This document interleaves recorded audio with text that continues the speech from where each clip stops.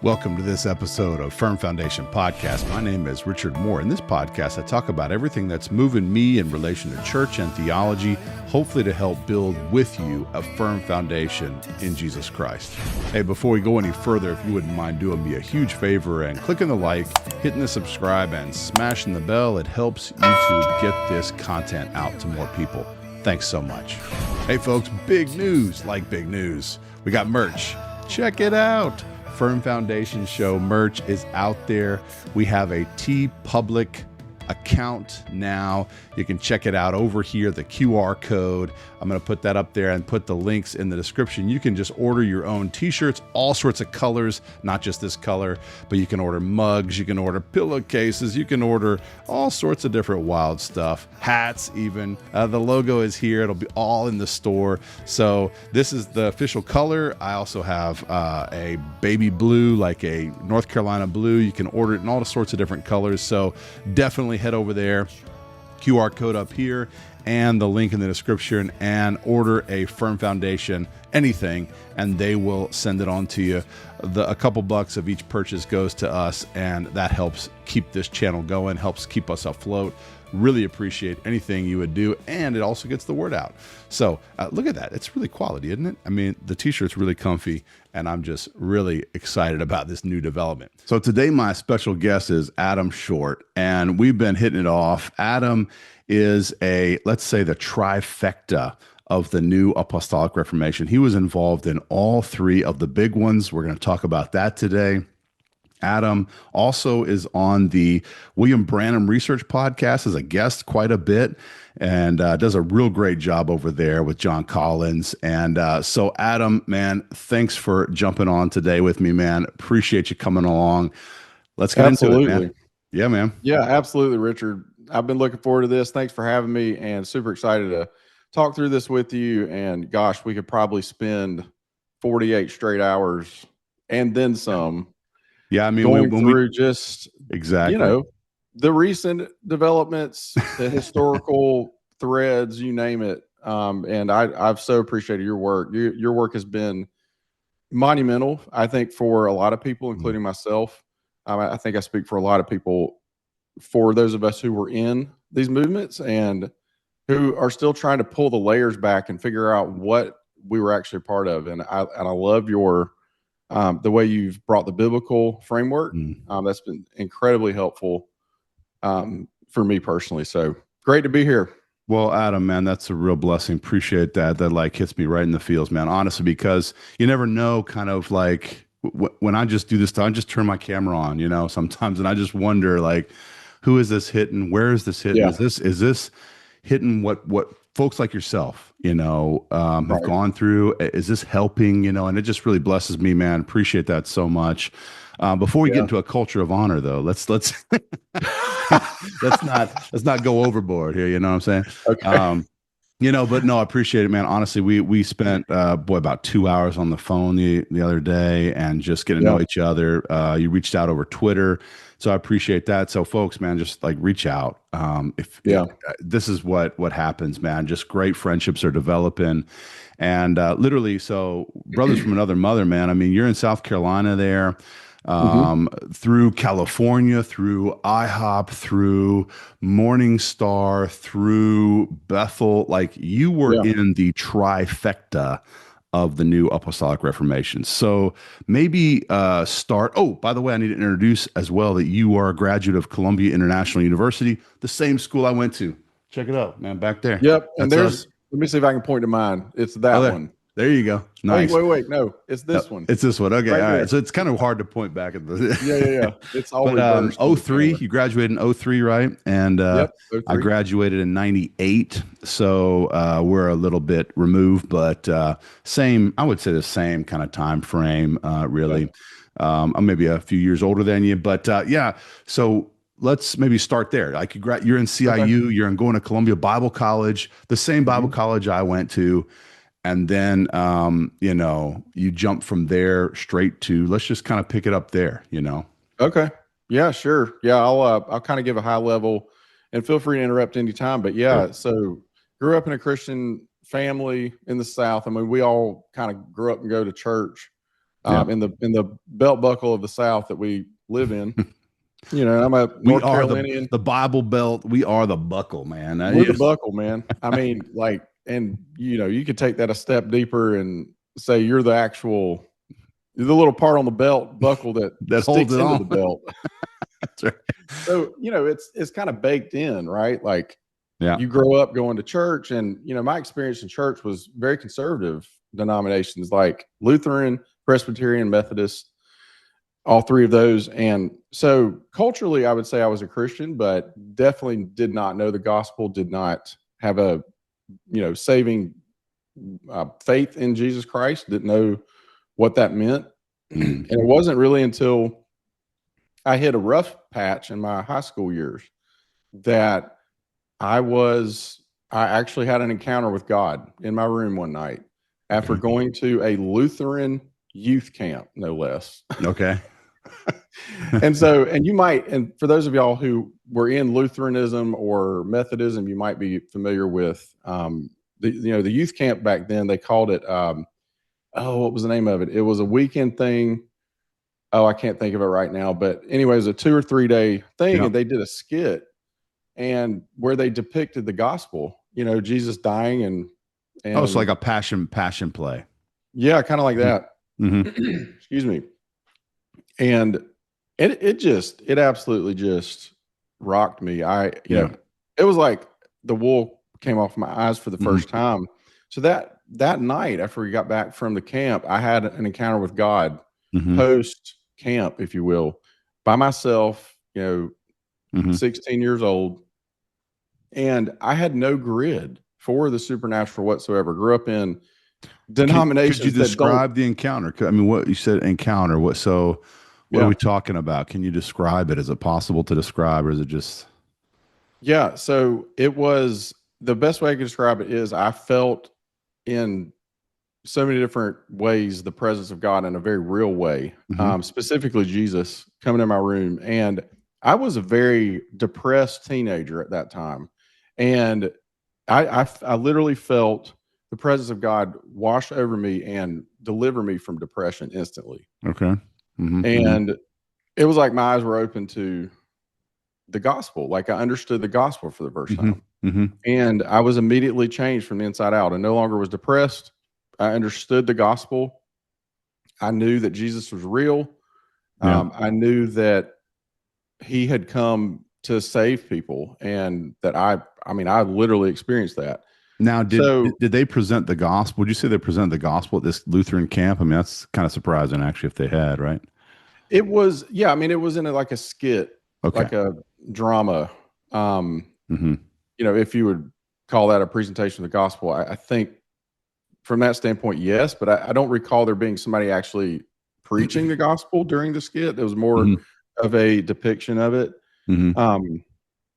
But yeah, I mean, so that was really important to share that, because that piece of my history is, I would say, one of the main reasons that I ended up in a series of charismatic movements.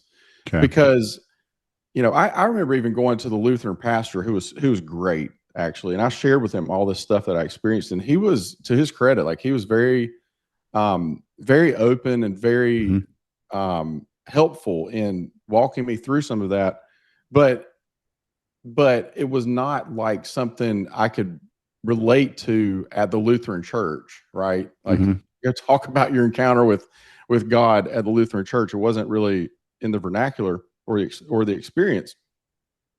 So through a series of events, again, while I was in high school, a friend of mine in school also had a transforming experience with the Lord around that time. And he and I became really close friends. And he and his dad were going to Morningstar, which is over in Charlotte. At that time, it was over in Charlotte, not far from where I grew up. Right. And that was my first like foray into charismatic church. Okay. I had never been exposed to it prior. And so that was sort of my intro into Morningstar. And I mean, for anybody that's familiar with Morningstar or any of the other hyper charismatic churches, it's quite different than, you know, like your Lutheran or, Baptist or It's a step Presbyterian. above, let's say, or what? So they think. or yeah, or a tick below, whichever way you're Yeah, I coming mean, at it from. some probably think, it's a few ticks below. Yeah. Others think that, they're like the elite of Mm. Christianity. But I was a teenager, right? And so I was a Yep. sponge. I was hungry for God. I Yep. couldn't get enough of the Bible. I read my Bible all the time. Okay. Yeah. Right. So And what year you were in high school at this time? About what I just like to keep the kind of the time frame going. So where were you yeah, about? yeah, I was a junior in high school. Okay. So I was 16 when I met the Lord. Can only imagine you're just taking everything in. You just want everything that God Yeah. would have for you if yeah, exactly. I was like, I couldn't get enough. At school, we actually, at high school, this friend of mine and I and some others, we just couldn't stop talking about God. Yeah. And it actually kind of created a few waves at school where we were kind of asked to, like, okay, we're not condemning what you're doing, but kind of maybe tamper down a little bit. Dial it down a notch there. Right. There, Like Adam. you got two on fire teenagers in high school. It's like quite a dichotomy or quite opposite than your typical like lifestyle of a high school student. But that was the framework. And super hungry for God. I went to Morningstar as much as I could. Like they have a Friday night service called School of the Spirit. I think they may still do that to this day. And then, I would still go to my church. And this was a Methodist. Your other church was a Methodist church Lutheran. or a Lutheran. Okay, so yep, bouncing back and forth. You have Methodist, Lutheran, every sort of kind of. I've got background. It all. Yeah, you got it all. Presbyterian, Baptist. I went to a Baptist church in college. So, I guess the point of all that is that was my sort of introduction into this movement that we're all calling NAR, NAR, right? Yeah. And I only had heard that term recently, the past couple of years. It's kind of crazy. Like you can be a part of something and not even know that that's what that is. Yeah. But at Morningstar, a lot of stuff that I was exposed to that at that time I thought was very, very good. It was, it was a nourishing environment for the supernatural, for Give us a few examples. Give us examples of those things that, look, we want to be equal employers who say, hey, if this was beneficial, and then we could put it under scrutiny. Okay. So what were some examples of that stuff that was nourishing? I'm all about, like, let's just look at it for face value, put it all on the chopping block. I'm right there with you. Mm-hmm. Like, because the fact is, as the Bible says, the wood, hay, and the stubble will be burned up. Right. Right. And the gospel, the actual true gospel, I've come to be reminded that the true gospel itself cannot be deconstructed. Like, man actually can't deconstruct the true gospel. Wow. So I'm not afraid of that at all. Okay. I mean, you could stop believing that gospel. True. That's true. But it by itself, it stands as you say untouchable, maybe not the right word, but immutable. Immutable and unimpeachable. Unimpeachable maybe is the word I'm looking for. Oh, we getting all highfalutin here, man. Using big old words. Unimpeachable. Unimpeachable, yeah. But like, to answer your question, like, what are some specific examples at Morningstar? The first one that comes to mind is worship. And I will say, just really passionate, right? Yeah. I mean, even looking back, I'm going to share a story with you in a minute. Don't let me forget this about CIU. But Morningstar, even more than IHOP, I think they touched on a depth of worship that is pretty unparalleled.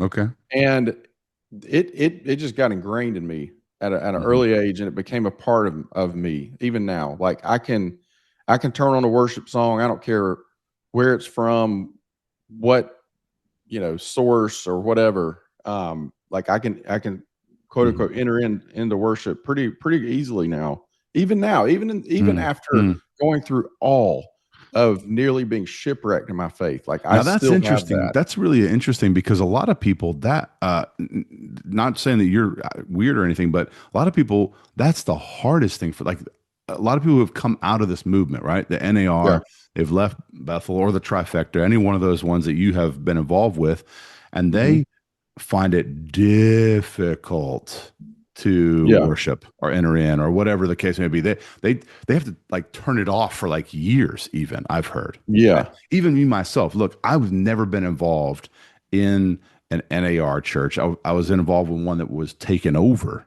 and that Mhm. Bethel music was just pouring in. Sure. And I had to turn, like, I'm turning it off. Like, I just sing hymns, Right. for instance. Or now this is just me, but I can't sing Bethel music. I can't sing IHOP. I can't sing Morningstar. I can't. If Yeah. I know the source, Right. boom, like literally radio silence from me. So, Totally. and now that's a theological decision that I've made, right? Yeah. But worship, man, is even just expressive worship, just a little bit of expression. Mhm. You've seen Tim Hawkins with the, have you seen that video where he's talking about the goalposts and, what kind of the style of worship? I'm going to slip a You clip know in here. what? That's I so think I funny. may have. He's a funny guy. But hey, if you're not used to going to a hand-raising church, you want to go and join us, feel free to join us, but don't feel like you got to join right in, okay? Start slow. We got a lot of different hand raises that we use. We actually have names for our hand raises. So I'm going to walk you through real quick, okay, what they are, just to let you know. Say you're at my church, music is rocking. Start slow, hands in the pockets, little elbow flap, you're fine. Very subtle. Get warmed up, get your heart rate up. When you're warmed up, start with the first one. Ready? Carry the TV. Carry the TV, that's our first one. Very subtle. Go to big screen, a little wider. Next one's my fish was this big. My fish was this big. If you're a liar, you can go out there, that's fine, don't worry about it. Jesus loves you, grace. Next one's hold my baby, hold my baby. Got dueling light bulbs, that's our next one, dueling light bulbs. We got goalpost, everybody knows goalpost. Throw in a heartburn, a lot of people like to do heartburn. Double heartburn, right back to goalpost. What's my favorite? Mufasa. Mufasa, that's my favorite. The circle of life. Tim, can you go higher? Yes, you can. You can take one hand, go a bunch of different stuff. Pointer, hatchet, schoolroom. Release the doves, give the Lord a high five, press it out. A lot of women like to wash the window. Wash the window.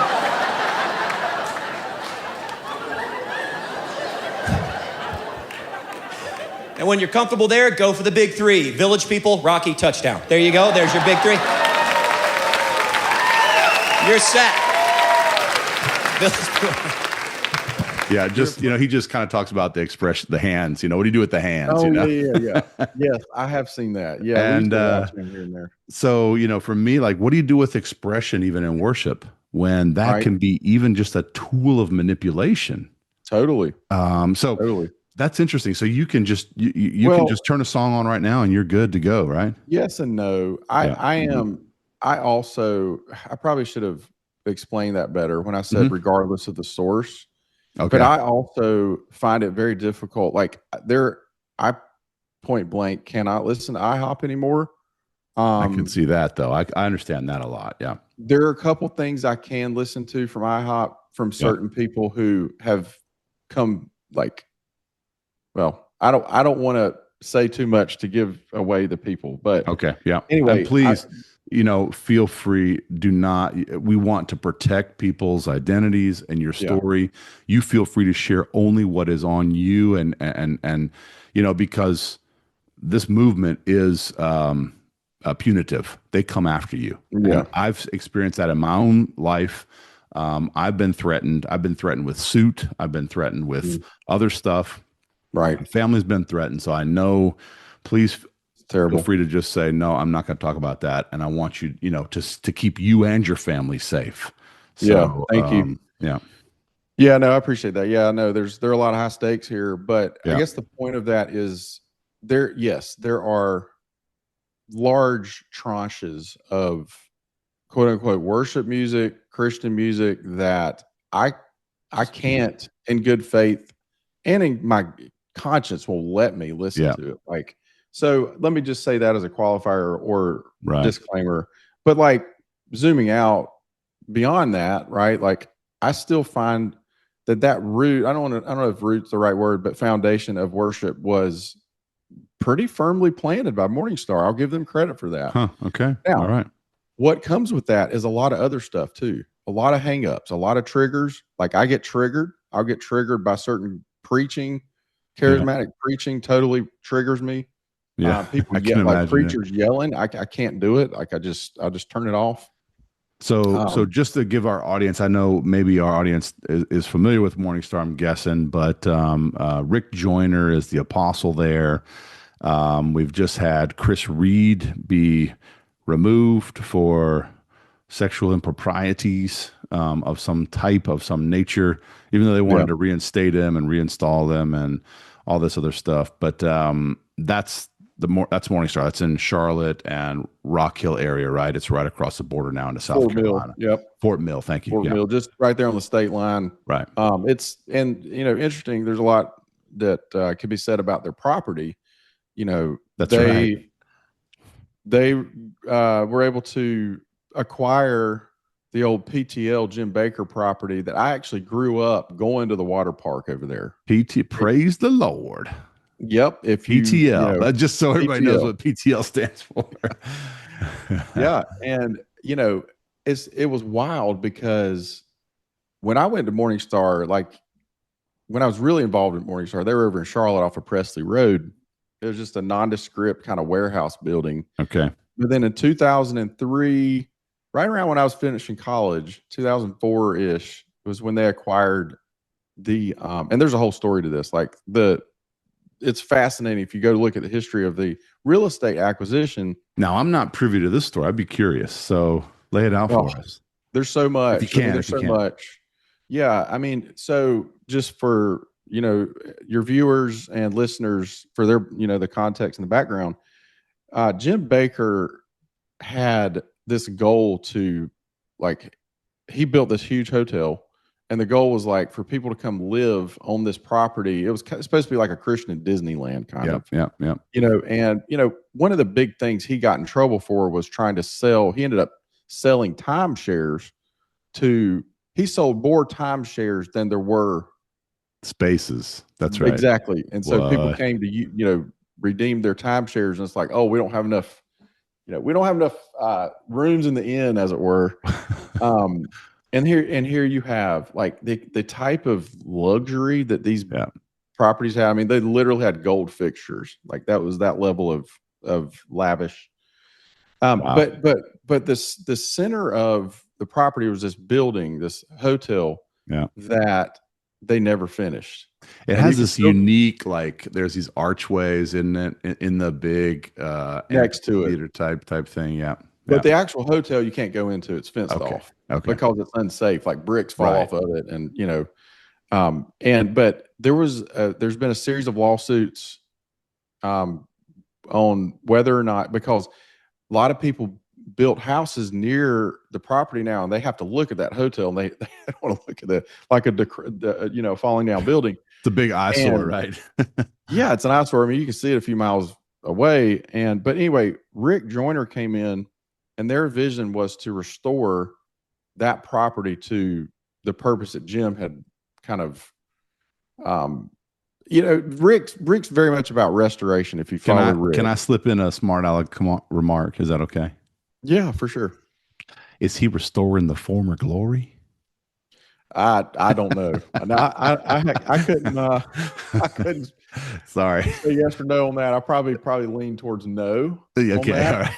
There was no glory. That's the joke. There was, the praise of the Lord was a scam from start to finish. I mean, Jim Baker was it was fraud. He took advantage of so many people. Yeah. And of course he had his own scandal as well. But that's kind of what Morningstar morphed into from a property standpoint. And so when you go over there, they they renovated the other main building, like Main Street, where they've got like shops and stuff like that. Yeah. Anyway, but my involvement with Morningstar was primarily before that era. Okay. Yeah. Before it was in that property. So what year did they buy that PTL property? You remember?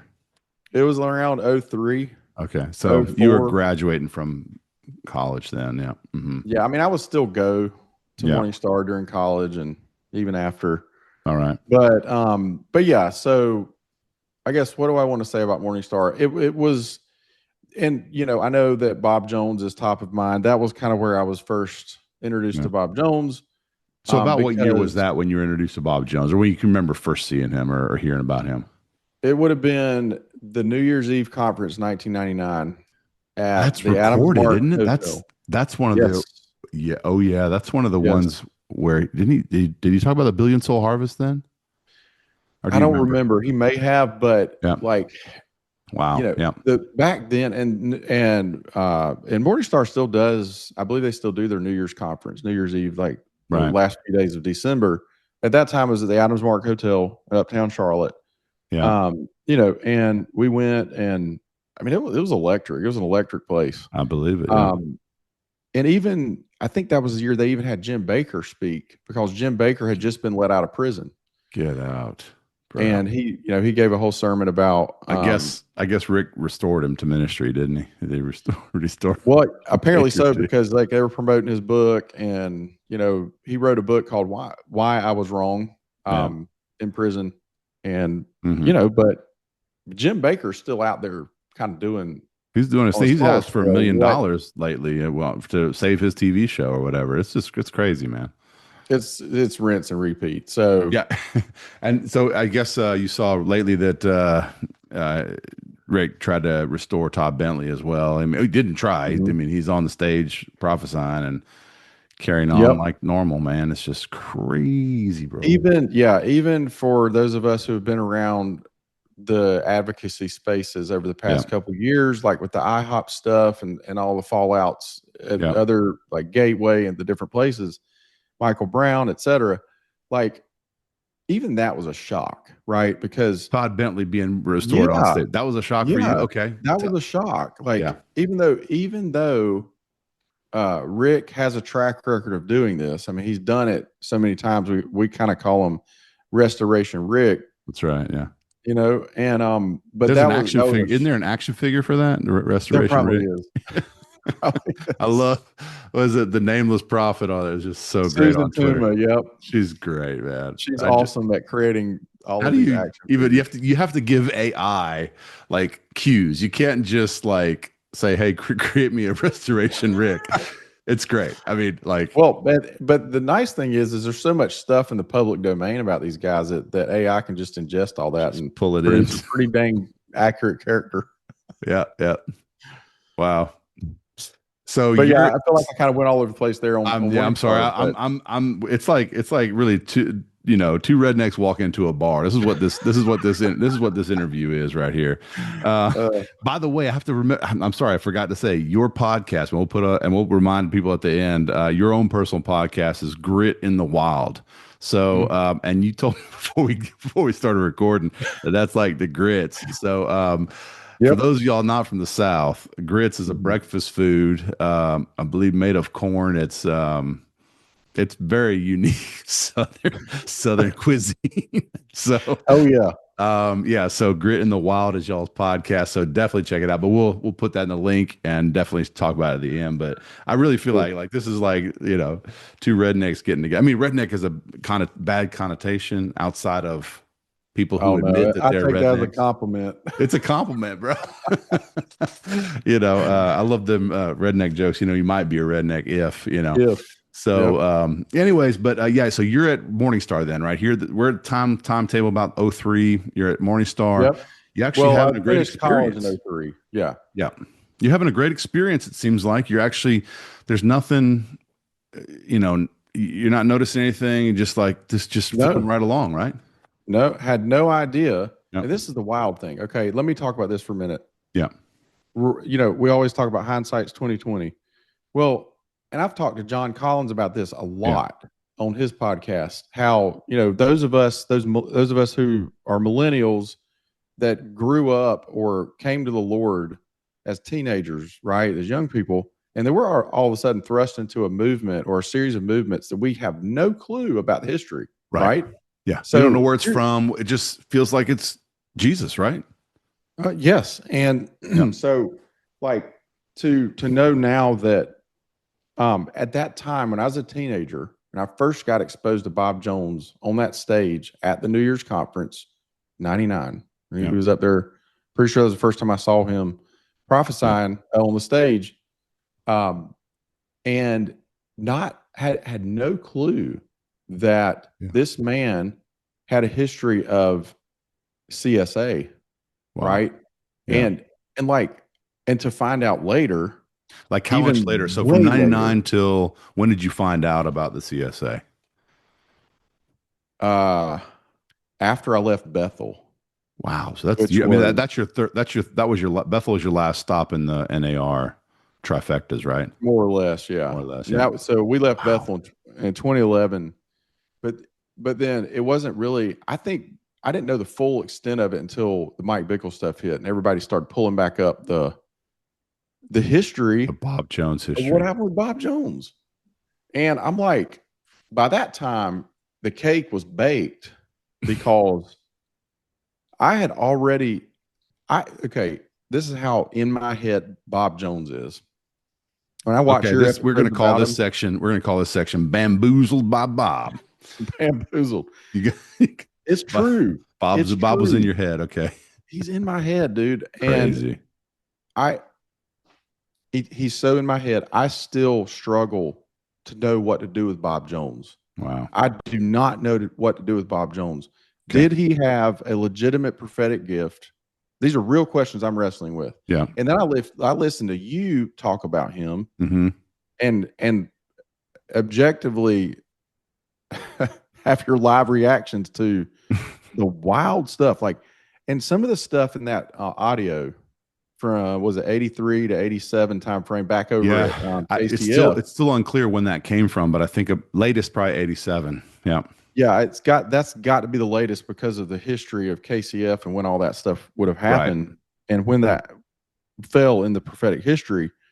What was my point here? That you were kind of bamboozled by Bob, and he's in your head, and you're trying to think, what do I do with him? Is he a true prophet? Yeah. And then, but you've got stuff in that clip like I had not heard before. Right. I've heard a lot of Bob Jones, a whole lot live. Like I had the full Bob experience. Yeah. Yes.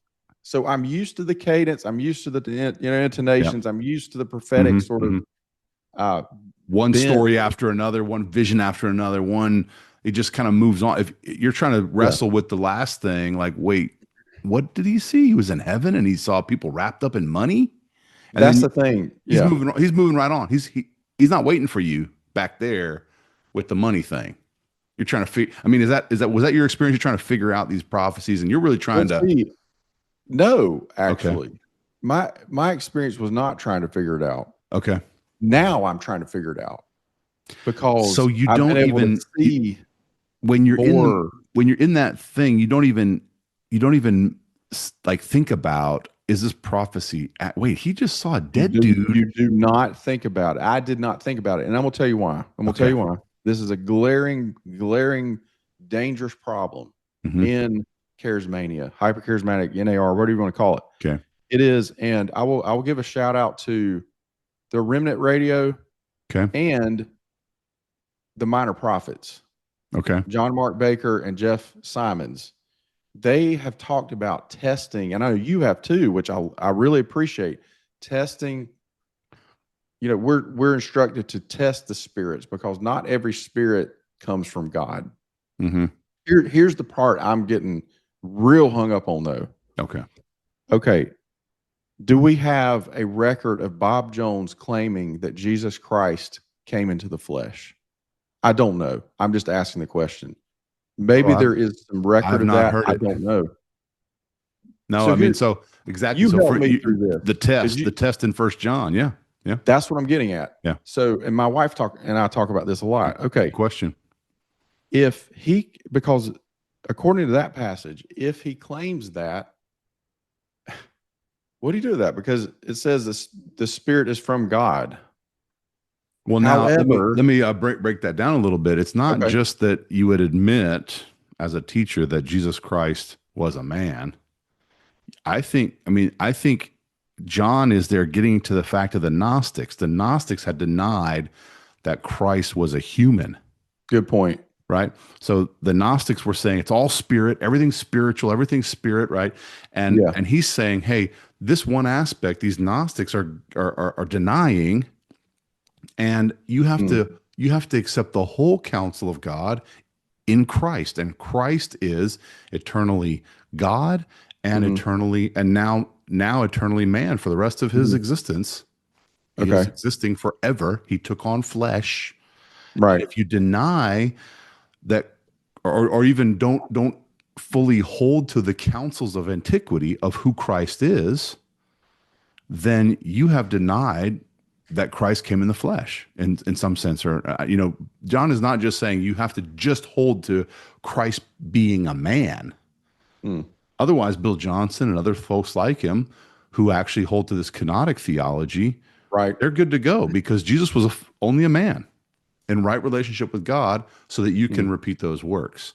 So you have to admit, not just admit, but confess that Jesus Christ is God and man simultaneously in one beautiful hypostatic union, as the councils have taught us, and as the holy fathers and the apostles and the prophets have taught us. That's what Sure. the councils say.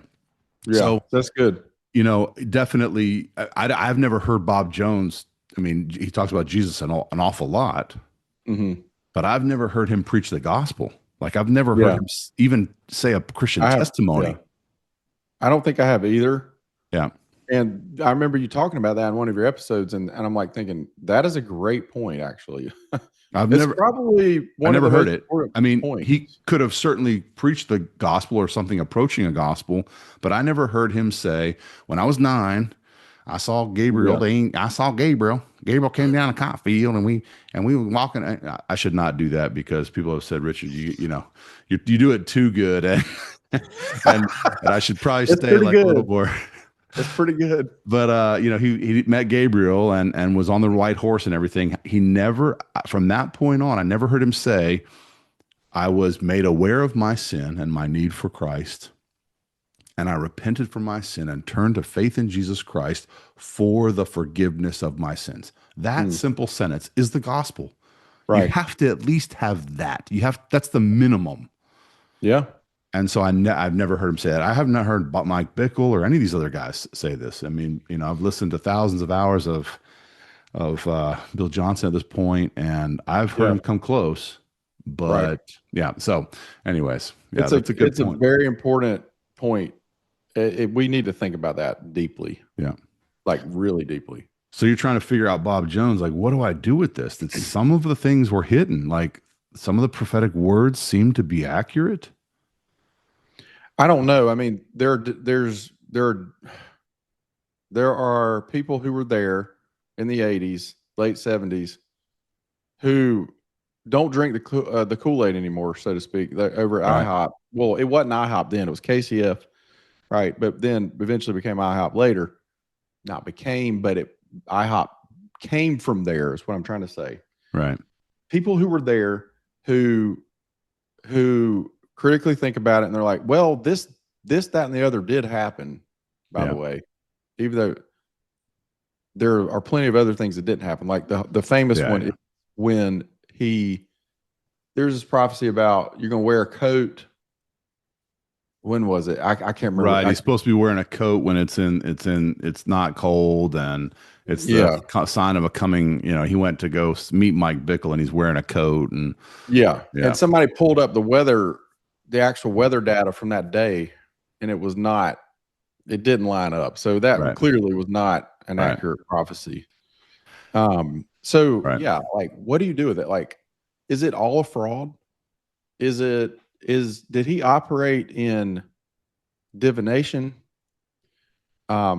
Meaning a spirit of divination, which the Bible does talk about that. There are, and you've mentioned some of this too, like the false signs and wonders. There are multiple references to false signs and wonders. I just don't know. I think the more I deconstruct, the more I don't know. Yeah. The more questions I have than answers. Yeah. So Bob Jones Can has we been hang a making tag in that? I want to hang a tag in that and come back Yeah. to it. Okay. But Yeah. let's kind of do we're already on into our discussion. We're getting down to the nitty gritty here, but let's do a sweeping timeline of you. So you were there at Morningstar. Who did you know? Who did you have experiences with? And let's move on to then IHOP and then Bethel. So let's just kind of like, Okay. what did you do? Where were you at? Who did you know? What were the connections? And then let's go on to in the timeline so people can get a sense of where you've been. Yeah. Yeah. So, like I said, when high school was done, my goal was to be a meteorologist. I wanted to be that was my dream job. So I was on track to go to college for meteorology, and I actually had another encounter with God 9 months later after meeting him, where he called me to ministry. Okay. Very clearly, very, very clearly. And I was completely gripped. I didn't even know what that meant. Mm-hmm. Nobody in my family had been in ministry. I did not know what that meant. I just knew that I was called to go spread the gospel to the world. Mm-hmm. And that is what led me to go to CIU. Okay. Which is as you know, you went there. Columbia Christian Bible International College. University, for those who don't know. Yep. Yep. And so spent 4 years there, Mm-hmm. and it's not charismatic, by the way. Well, there's pockets, I guess. When I was there, it was probably 15% charismatic, maybe 25% Presbyterian, Reformed, and then the rest Baptist. So yeah, there's a lot of Baptists for sure. Yeah. So, for me, like, it wasn't altogether foreign because I grew up in non-charismatic, more traditional Christian denominations. But what was interesting is here I am, like, having these supernatural experiences, but I'm at a Christian Bible college that's very not charismatic in my opinion, compared to where I came from. Right. Right.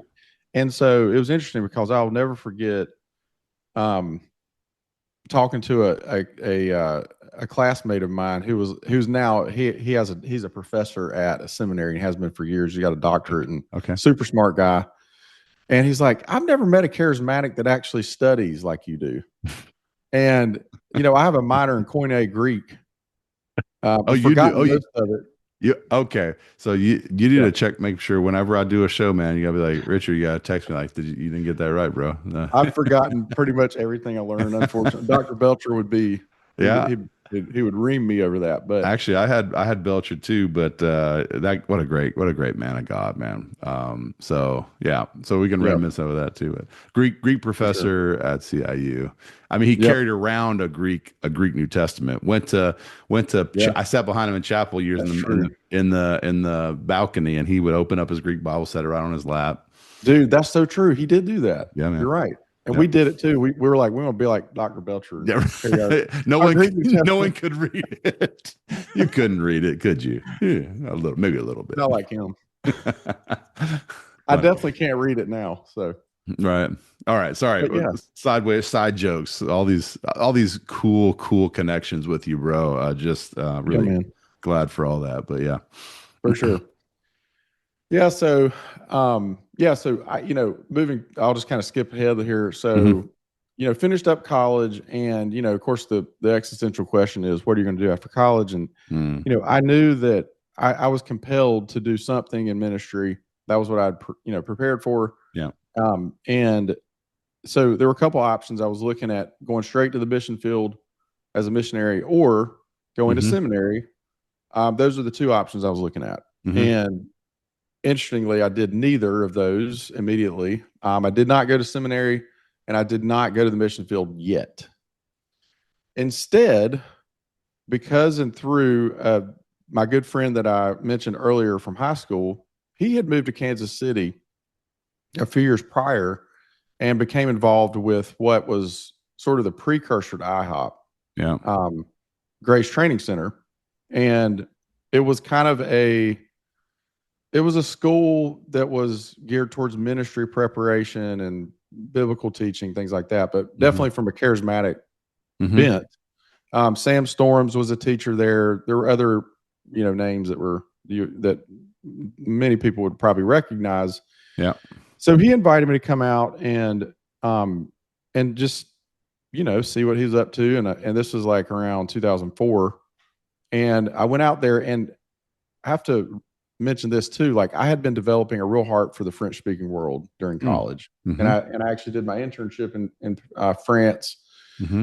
I began traveling to France regularly for short-term mission trips and became fluent in French during that process. Mm-hmm. And so my friend over in Kansas City had said, hey, there's this program that is geared towards church planting, and you should come check it out. There's actually a French family that's here that's going back to France pretty soon, and I think you'd love to meet them.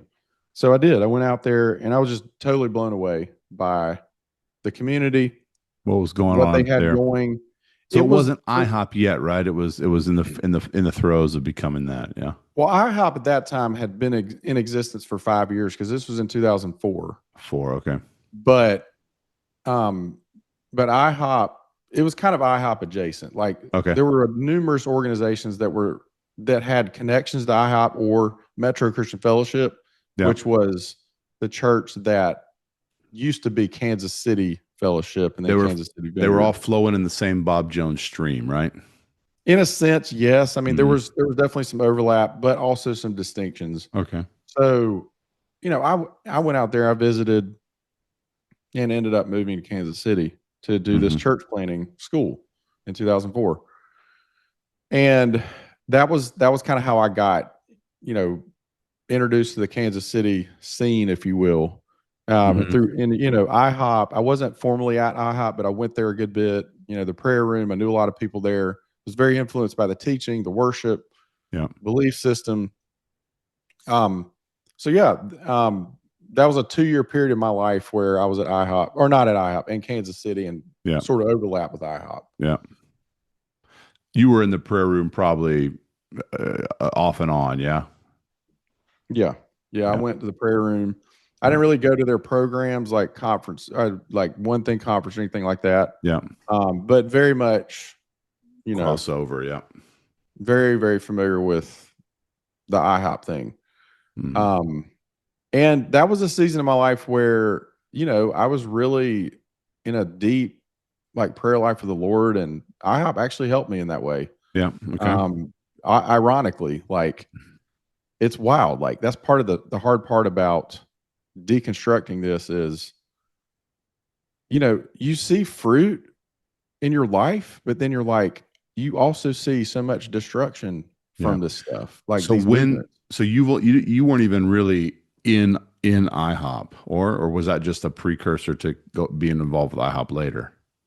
I wasn't formally at IHOP. I just visited IHOP because it was only 10 minutes down the road. Yeah. And so, it's open 24/7. So if you wanted to go spend time in the prayer room, you could, and I did. So when all this stuff hit the fan, as we say, what you not being a part of it, an official part of it, but being in the entire movement throughout, I guess you would say 15, 20 years altogether? Yeah. Then what was your reaction when all this IHOP stuff hit the fan and Mike Bickle is obviously serial essayer? Crazy. I'll never forget hearing it. We were in a virtual small group deal, my wife and I, with a few other people, and somebody in the group mentioned it. And have you heard about Mike Bickle? And I'm like, no. Because at that time, this would have been, 2023. I know I'm skipping all over the place, but at that time, we left. We have not been in church for 15 years. We've not been a part of a church for 15 years. So we have not been up on the latest and greatest and scandals and whatever else. So when this hit, I was absolutely shell shocked. It's like everybody has said, not everybody, but almost everybody has said about Mike Bickle, he is the last person that anybody expected this. I mean, the guy drove, a Honda Civic. Yeah. And of course, lives now in a duplex. And that was actually the cover story. Really, it comes down to the the end. Cover. It was what we we now are pretty sure was like the persona. Yeah. He was trying to really create a humble, ascetic type persona up front so that people would never guess. Yeah. Right. Exactly. And so it was completely shell shocking. 1000%. Now, I mean, me coming from the other side, like knowing that he was obviously a false prophet, a false teacher, I've heard over and over and over again. I just think like this guy, there's no chance. I mean, he's talking about Bob Jones prophecies all the time, and his prophecies, his own visions and dreams and revelations. Right. And I know that, but I would have never guessed this either, though. I mean, Okay. I knew there was probably improprieties, but Mhm. I mean, wow. It was, Mhm. I mean, he seemed like a great guy in the sense of like just interpersonal and whatever else, and that he would be above reproach in those type Yeah. of things. One Yep. woman man, as it were, but you knew he had false prophecies. I mean, I look the black horse prophecy, the asp coming from heaven, falling in his office, the white chariot thing, and he talks about those kind of things pretty frequently. Mhm. And you're just like, of course, that guy's a total false teacher. And people were warning all these guys, Sam Storms and Francis Chan, and Mhm. all the people who are getting closer to him were saying, bro, wait a minute, slow down, slow your roll. Yeah. But not in this. We weren't warning him in the sense of hey, this guy could be a Yes, serial right. essayer. Yeah. That did not come across my thought pattern, honestly. But Yeah. anyways, yeah. So it's a shock. I can see it's a shock to everybody, even those who were warning people of him. I mean, I was warning Right. people of him Yeah. for a long time, but I didn't see that coming. No. No, I mean, he hit it well, even from the people who who we thought were close to him, right? Like co-leaders in IHOP and things like Yeah. that. Like they had no idea. And so Wow. so for me, and just to kind of, I'm skipping ahead, but I'll go back and pick Yeah. up where I left off. We came out of a very, very destructive organization, Post-Bethel, Mm-hmm. and that was uh, that was really, we didn't choose to deconstruct. It's not like, oh yeah, I'm just going to I mean, deconstruction is a buzzword now, but Right. we were exiled out Yeah. of what we were part of Wow. for most of our adult life, and in 2015, and but it started in 2011, and we didn't choose it. Yeah. It kind of chose us, if that Sure. makes sense. Yeah, of course. And so from 2015 to 2023, 8 years, we're just kind of living our life. We have a little family. Yeah. I own my business. I'm just providing for my family. I love God. Yeah. I don't go to church. Yeah. I don't have a community. In But that then when this time, hit in or 2023, is that in that time, or is that still to this day? well, I'm getting to this day, but yes, Okay. to this day still, we don't go to church. Okay.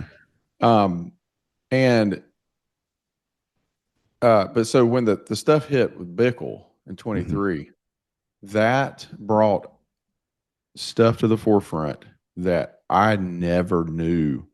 And I have spent the past nearly 2 years in Realizing this stuff, or what? Is it kind of like just it's peeling back the onion really layers? it's really hard to describe, honestly, Yeah. because Yeah.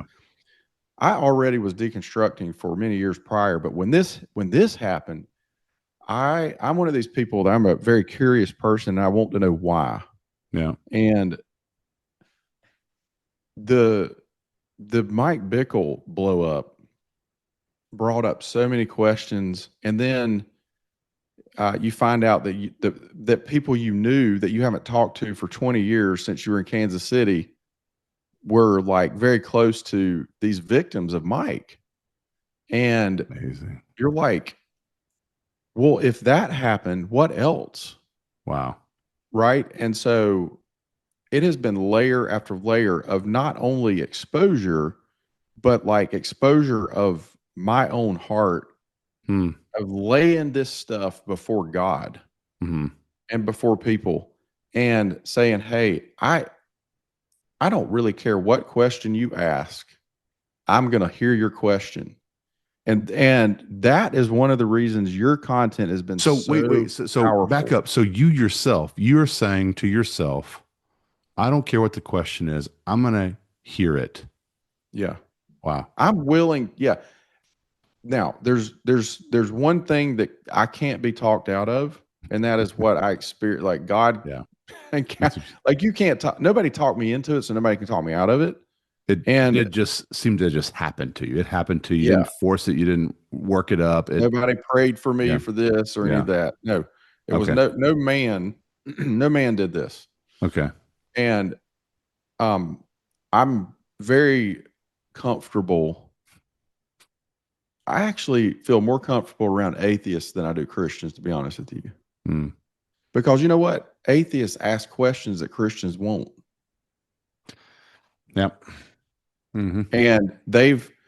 And they'll actually talk real to you. Yeah. I'm not an atheist by any stretch. But they're not pretending. Yeah. Well, I mean, they're not pretending. Well, Exactly. Their worldview probably doesn't hold water, but what was that? They're what? Doesn't hold water. Doesn't hold water. Yeah. No, I get what you're saying. No, I get what you're saying. Like it's the age old, God is axiomatic. Right. God. There is no God, and I hate him. That's the. That's an interesting. That's the atheist mantra. There is no God, and I hate him. Anyways, that I can understand that. You're the people who are at least authentic and or at least trying to be authentic. And so you're 2 years are in the IHOP orbit, and then you take off and say like, let me go to the other NAR outpost, the Trifecta. Let me get it off. Almost. Well, I had heard about Bethel in Kansas City. And that's one of the things I've explored with John Collins a lot is the cross-pollination between and among these hubs, if you will. Yeah. But I finished my church planting experience in Kansas City with the church planting school. Okay. And the whole thing is about planting house churches to the unreached people groups, right? Okay. And so I was sent out as a missionary through that organization called All Nations. It was founded by Floyd McClung, who he was very high up at YWAM for many years, with Loran Cunningham and people like that. Mm-hmm. So I knew Floyd, and I don't have any beef with Floyd, but sent out to France, went to France, moved to France as a missionary, and then later moved to West Africa to continue missions in West Africa, French-speaking West Africa. What time frame is this then? Just give us a picture of where we're at. 2006 to 2007. All right. And in France first, then West Africa. Yep.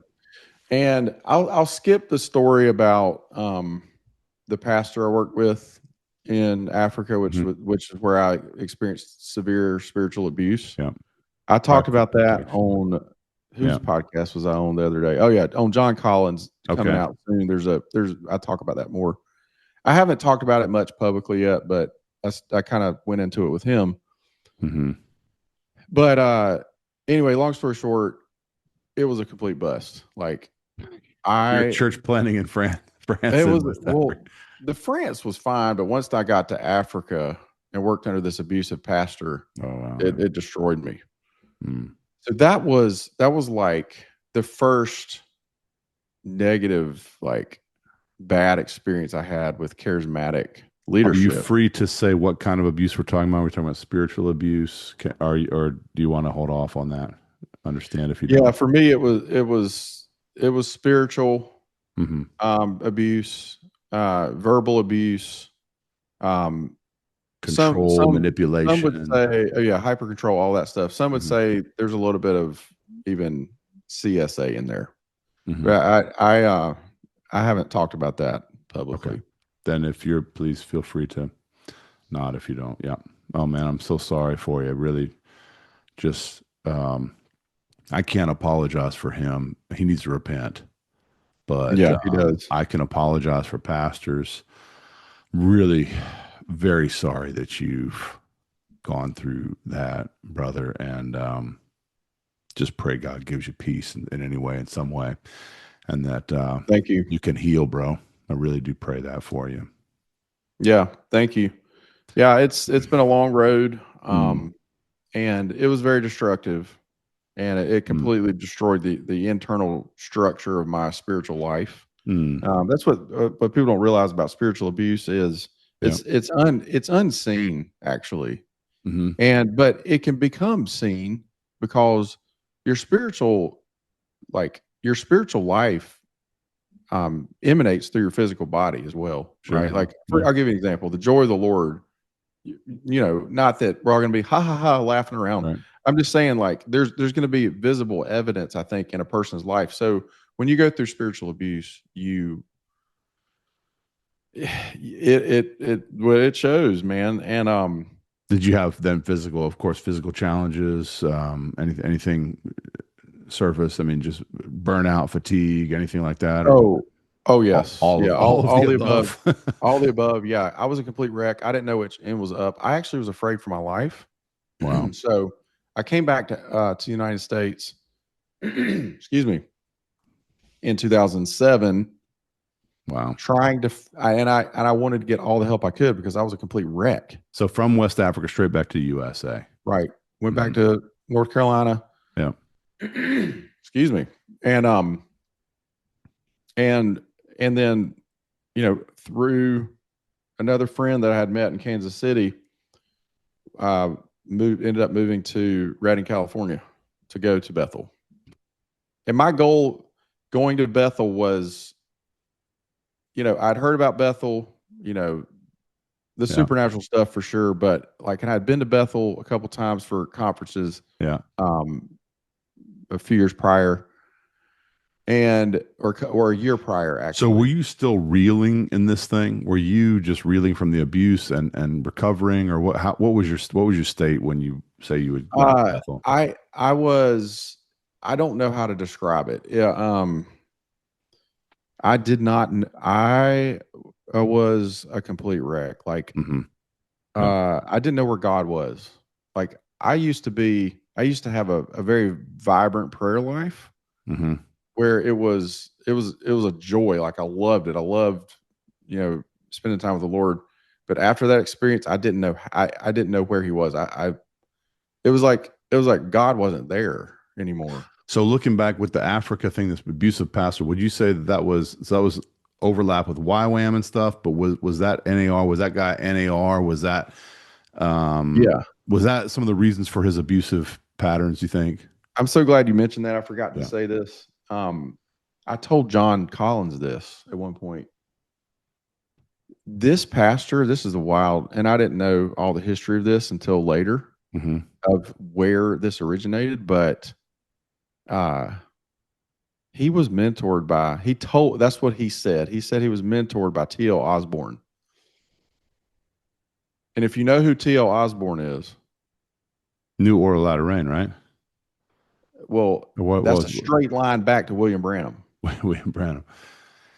So surprise. So the Grand Poobah. So oh my God, it's like you can't make this stuff up. Fast forward to Bethel, bro. You could be. We should just make a movie of this nonsense in your life, and just unbelievable. It's so much. Amazing. But yeah, that pastor, his influence was, according to him. Now, I don't know what to believe of what he said now, but he said he was mentored by T.L. Osborne. Here's the crazy part, though. After I left Africa, he moved to the United States, to Kansas City. Get out. So these guys, Bethel loves William Branham. They love them some William Branham. They gush. They gush about William Branham, right? Yep. The Branhamite cult, bro, I don't understand. I don't understand. Now, people just don't know about it. That's the problem. So thank you, John Collins. I'm just going to give a shout out, bro. Thank you for your research. You are at his own life's being threatened for his own life, for his own safety by the Branhamite cult. Look, they might come after me for just talking about it right now, but I hope not. Hope not. But look, there's a direct line to this guy he's being discipled in this abusive pattern, and there you are, one of his victims. It's unbelievable, man. Yeah. And so not only that, so he went, this is wild. Okay, he went to Kansas City, and I'm not going to get into the details on that specifically because it involves he was at other people. IHOP. This pastor from No, Africa. not IHOP, but Okay. it was an organization that I would call IHOP adjacent. Yeah. Right. So there's overlap. Okay. That's very common in Kansas City. There are lots of orbs, if you will, or organizations that either lots have of realms. Lots of realms. Sorry, Right. had to throw a Bob Jones joke in there to break up the tension, bro. Oh my goodness. But check this out. He weaseled his way into the leadership of one of my sending churches, of course, in Kansas City, and he just completely drug my name through the mud.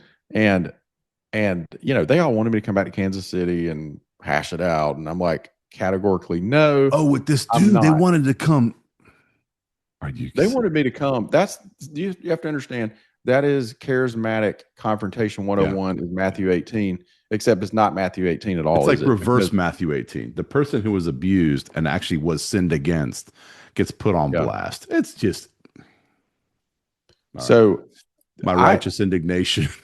Dude, you have no idea. And these are people that these were friends. These were friends, right? These are people that I still am friends with now, but we don't talk about it. It's just, it's just it's sort of like taboo, like don't talk about it. And so anyway, point being, like, that pastor had very serious allegations against him that are other people's story to tell that I'm not going to tell.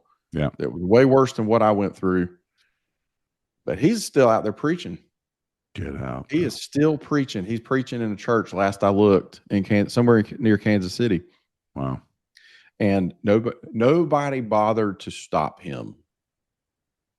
And that is a problem. But they tried to silence you and reconcile with. It's unbelievable. Yeah. Oh man. I mean, I've been scared to talk about this for 18 years, but I'm finally getting the courage to talk about it. Appreciate that, man. I mean, please, and I know my audience is really, really caring, and I hope and pray they'll be praying for you in this to get more courage up for it and possibly even holding accountable. Let's just see what God does, man. I'm so sorry for that, man. Really, really sorry for that how this happened to you. But thank you. It's gaslighting of it's like, all right. We should probably move on before I say something I might regret. You're in good company, man. I've said plenty of So you're now you're in Bethel. They're actually trying to get you back there to come talk to reconcile with this guy. But you're in Bethel. Yeah. So you're in the Bethel orbit now. You're reeling from everything, but you're trying to make this thing go. You're trying to be a revivalist, I guess. Is that so? My goal in going to Bethel was none of that. Okay. My goal primarily was to get healed. I was such a wreck. I did not even know how to hear the voice of God anymore. I didn't trust pastors anymore. So you were already sort of deconstructing at this point. I mean, you're probably on the verge, right? If I had not gone to Bethel, I probably would have but I needed something. I did counseling and things and different things, but so I went to Bethel for that. I went to Bethel because I needed help, and I'd heard that they had a good reputation for, people coming in and inner healing, relearning their identity in Christ. Identity, yeah. Mm-hmm. Which, I think they kind of have some of that strength in a sense in the midst of all the other crazy stuff. But that was how I got exposed to Bethel, and a whole nother flavor of charismatic. Now we call NAR. And I actually had a really good experience at Bethel, ironically, during the time at Bethel. I met my wife there. They set us up for success in our marriage, to their credit. Like, they had a really good premarital program that we did. So were you there in an official capacity? Were you a BSSM student? You were there on staff, or I did all 3 years of BSSM, and then I was part-time staff after that in the school in BSSM. So you just kind of were climbing the ranks, kind of typical after people go to BSSM, they kind of climb up the ranks, they stay around, whatever. I knew many of the high up leaders. I traveled with Bill Johnson, met with Chris Valentin. I knew many of the other names that people would recognize. I met with them. I knew them and got to know them. And, that Bethel became a very central part of my wife and I's life. And then we ended up leaving in 2011. So from you were there 7 years, you said, or 4 years at Bethel. So 2007 to 2011. So just as a side question, when you watch, like, I know we talked at length and behind the scenes about my coverage of the Great Communion Revival. When you hear me like critiquing them, and you've traveled with these folks, you've traveled with Bill, you've been close to other people here in Europe. I'm not going to put you on blast there, but like, you were behind the scenes, you were pretty up there. But now you see me critiquing them, doing this silly stuff. You've admitted, like, this is just nuts, man. But what's your feeling with that? I mean, you knew these people. You were in the inner sanctum, as it were. Yeah, that's part of that's one of the hardest things, is especially like watching your coverage of the Bethel Communion Revival. Like, I still get all the emails and everything. And, I got that email, but didn't even see it. And then went back after you aired your episodes. I'm like, oh, there it is. The Bethel Communion Revival. In my email. Yeah. And I don't, I don't read Bethel emails very much unless I'm going to screenshot it and put it on Twitter and criticize. But like, no, it's hard. Like, cause a good many of the people in that video feed of that video of Community Revival, like, I know them. I could send them a message and say, hey, but like, so that's the hard part. Cause you're looking now from an outsider perspective, and there's so many layers. Like, you brought up so many theological issues that I'd never thought of. Like, I never had thought of, because there's still so much in the head. And in John Collins' words, like, he worked however many years he's like, here's how he puts it. He's like, I worked so many years to try to wash all this out of my head. And that's what I'm trying to do. I'm trying to wash it out of my head. And so what helps in that process? I mean, that when you're saying you wash out, you're actually deconstructing from this thing. And I have this theory I've talked about with Jesse Westwood, and you guys said y'all have known each other as well. But I have a theory that people who are doing this thing that you're doing, you're basically de-brainwashing yourself from this terrible, awful theology. Yeah. But people would call that deconstruction, but you're deconstructing from the NAR. Would you agree with that? That people there's a large deconstruction sort of trend in Christianity, but I think people are deconstructing from the New Apostolic Reformation because of the abuse, the bad theology. They realize, like, this stuff doesn't work. It just doesn't even work. It doesn't work. That's right. It doesn't work. It doesn't work. And that touches on part of our, both of our journeys, which gets into as recent as this year. But yes, it is, how did you put it? It's de-brainwashing or detangling. Some people say detangling as well, or untangling from IHOP, particularly a lot of people in the IHOP orbit who have experienced parts of this abuse are untangling from this thing that is just tangled them up in all sorts of ways. So I'm going to tell you what I think about the bulk of Bill Johnson's teachings, now that I look at it from an outsider standpoint, the amount of mental gymnastics that you have to do to get to the destination that he's talking about is mind-blowing. It's astounding. It's mind-blowing because and what was so challenging is so much of this stuff. I remember leaving Bethel services and looking up at the sky and like, what do I do with this sermon that I just heard? Like what, you know what I mean? Like what's the practical application of this to my life? And even at that time I would come up empty. But I'll give you two things. And I wasn't even in the thing at all. I visited Bethel twice. I've been there twice. And the first time I went, and I'm just struck by the back 3 rows. The back 3 rows are being reserved for handicap and handicap accessible people. And it's just ironic. It's really ironic that they have an apostle who's supposed to bring the blueprints of heaven to earth right up on stage. I mean, he's not even 50 yards away. Mm-hmm. You couldn't just roll your wheelchair up there and he just eradicate your whatever if you're handicapped. I found that really ironic. And then the second thing, second time I went, I walked out in between 2 people, one on my right and one on my left, both children rolling away in wheelchairs. One was cerebral palsy and one I couldn't quite tell, maybe spina bifida. What happened to these children? Yeah.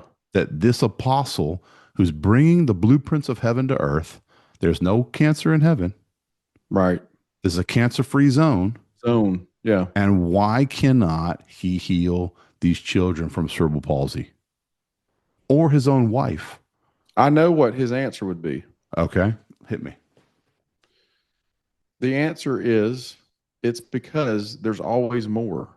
And we this is how this is still so deep in my brain. Yep. Richard. There's a very simple explanation for your problem. Okay. The deficiency is never on God's end. That's right. It's always on my end. Yeah. Right. So that's the mental gymnastics you got to do. You're talking about these mental gymnastics. You cannot be offended at God. You cannot be offended at him for the lack that you walk in.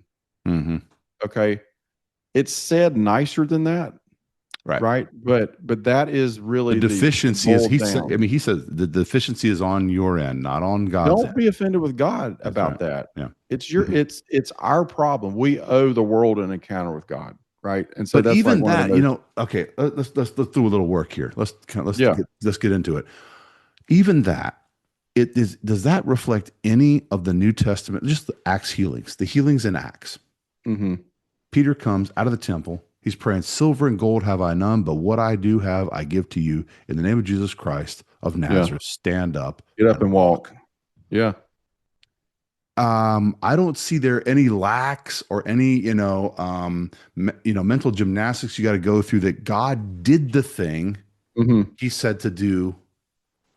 And it just happened. Like it didn't, there was no like steps or layers or you didn't have to, the lack was not on you didn't have to fast and pray. Right. The lack was not on the poor guy's side who was laying there on the ground. Yeah. Right. Right. And and also like the lack was not on the side of the miracle worker, so to speak, like the apostle. There was I can't think of a single time when an apostle or someone in the New Testament said, in the name of Jesus, this and this and this, do this and this and this, be healed. Well, here's the other objection. And they didn't, and they weren't healed. I'm going to be a devil's advocate. I'm going to tell you. Go for it. And I'm not trying to be a snark. I'm just, these are real things going on in my head. I like snark though. Come on. Jesus, remember the time that Jesus healed, the man was blind. Man born blind or what? I don't remember if he was. Oh no, the blind. man who was born blind and was healed in stages or whatever. Right, like he saw. It said he saw. It was like trees were walking. Right. There are, and Bill used to teach on that. There are incremental. He taught on that in the communion revival, and I critiqued it and did a little thing on it. But go ahead.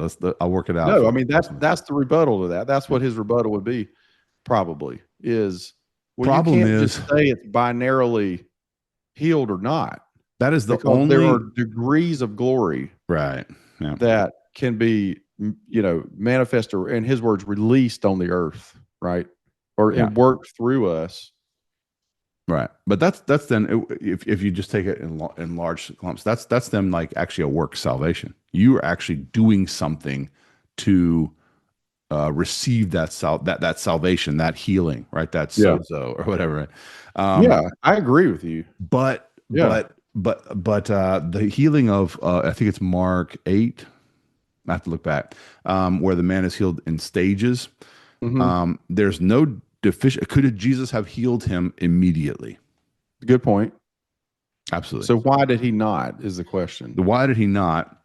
I think, and I've come to the conclusion through commentators and other people, that he's actually showing the blindness. He's directly relating in the context. You actually have Mark writing, or why did Mark record this one? Right? Mhm. That's a good question too. Why Yeah. is it there? Is Mark showing that Jesus can't heal immediately? No, he's showing that there's a reason for every one of these guys' writings. All the apostles, all the authors of Scripture have a real reason and a real, let's say, the context is very, very important. So, Yeah. right immediately afterwards, Jesus basically shows them their spiritual blindness and that they need to have their eyes more and more opened to the spiritual reality that Jesus is who he says he is, that he is the Messiah. So Gotcha. I tend to think that's why, because can Jesus heal in immediacy? Of course.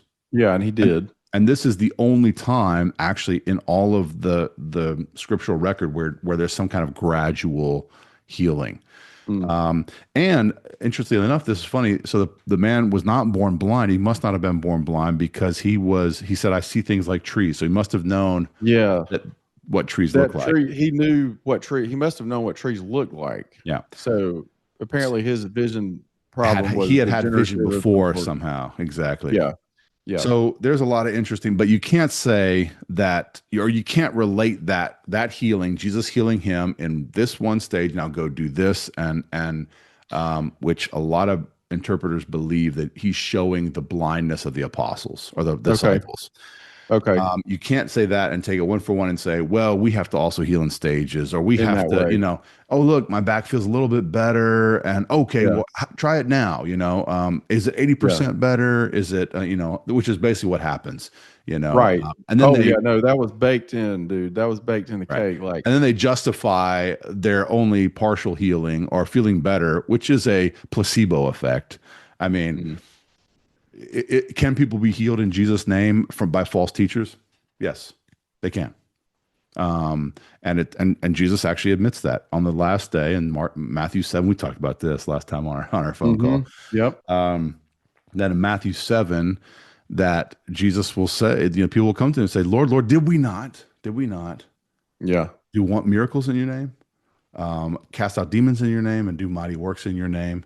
And Jesus will say to them, no, he won't say, no, those were all fake news. He doesn't say that. He says, no, depart from me. I never knew you, you workers of lawlessness. Iniquity. How were those people able to do those three things in his name? It appears that those were real miracles. Mm-hmm.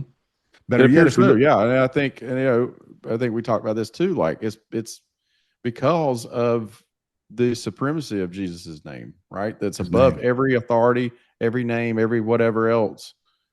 So and that makes sense to me. Like that actually makes sense. Or even, how were the sons of Sceva? We talked about that too. How were they able to, in Acts 19, able to cast out demons? Right. And they were going around casting out demons, but one just kind of rebelled and said, I'm not Jumped back on them. I'm not having it. Yeah, he got back on them. He got back on them, sent him out of the house bleeding naked. That's what we call sicking him on a chicken, man.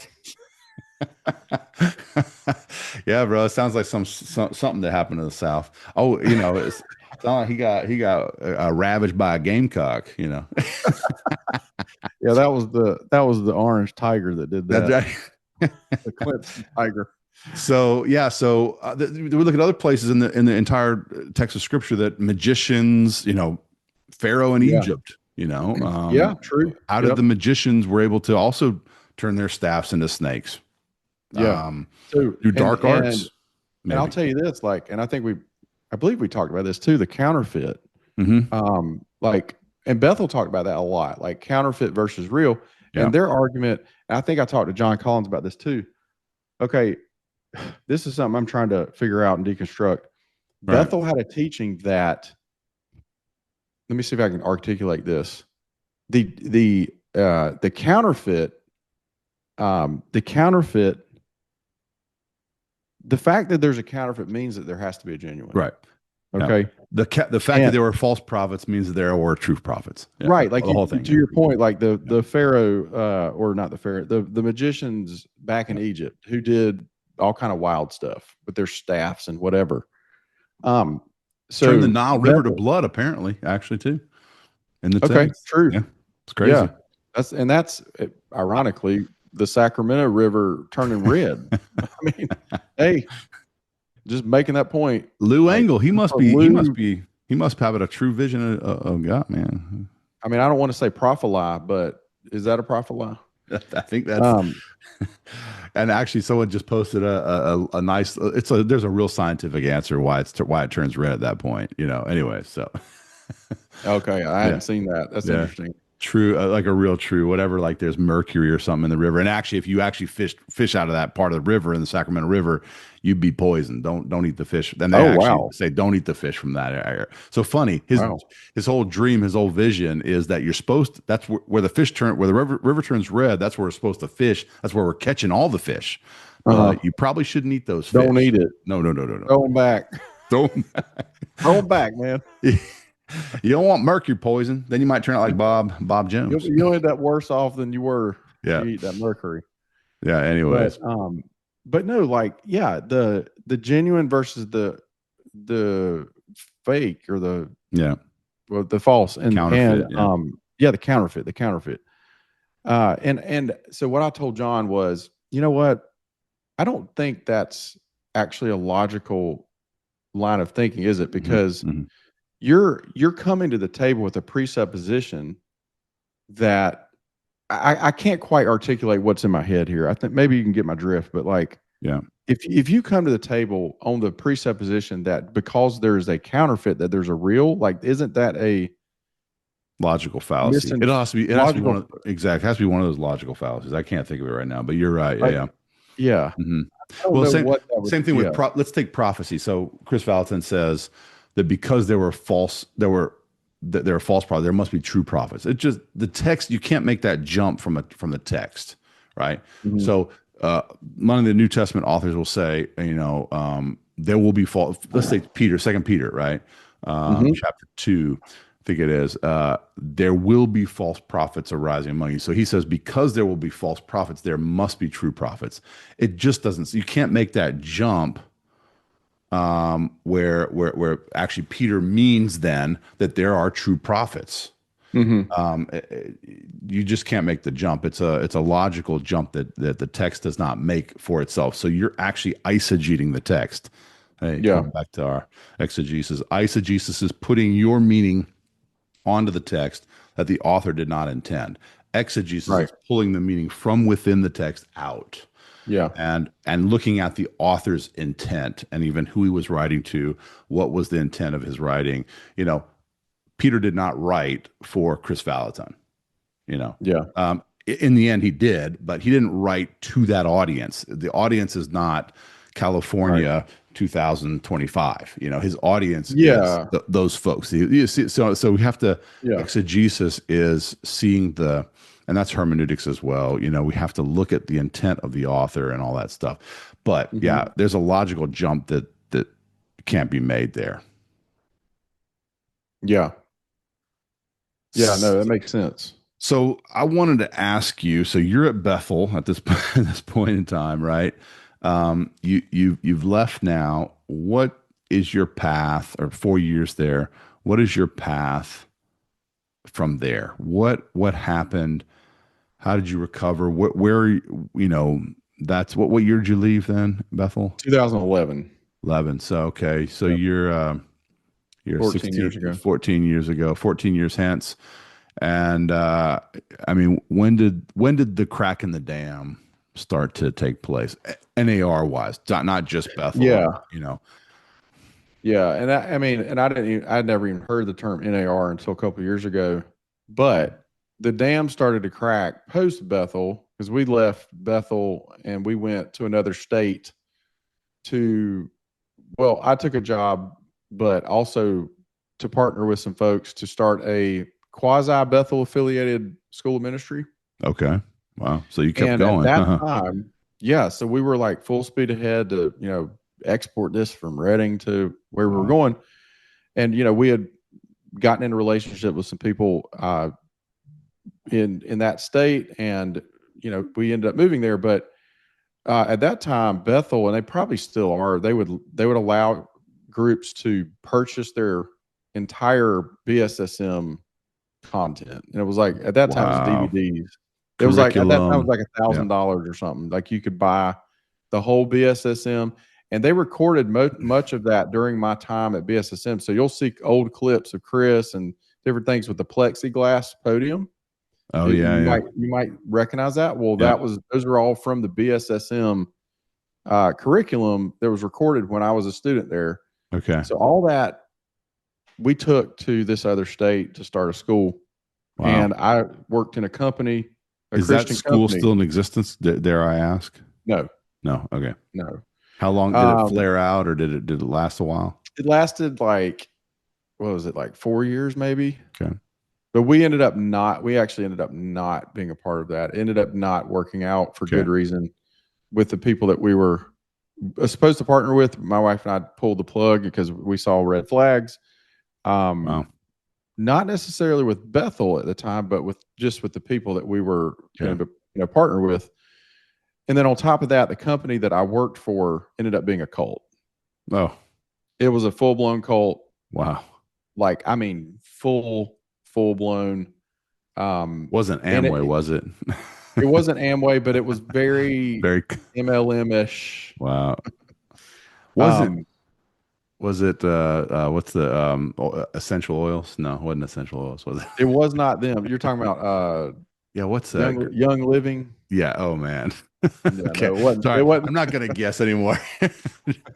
Yeah, I'm probably not going to say who it was. All but, right. I'm not pressing you. I'm just making jokes kind of here. No, But you're good. But yeah, it was in my mind, I call that the third cult I went through. so you were working for them for a bit, or did you notice things right away and said, like, I'm out of here, man? No, I worked for them for 4 years. My wife also Wow. worked for the company. So we were, Bro, you have been through the ringer, man. Like, really. that experience was as bad or worse than my Africa experience. Goodness. It actually did shipwreck me. Mm. Like, and I don't mean shipwreck in the sense of like I lost my faith. I actually don't believe you can lose your faith. And they were trying to this business was trying to be like a Christian cult. I mean, they were trying to be like put themselves off as Christian or it no. was centered around a very influential, wealthy Wow. personality who was very narcissistic, and there was a lot of destructive practices going on.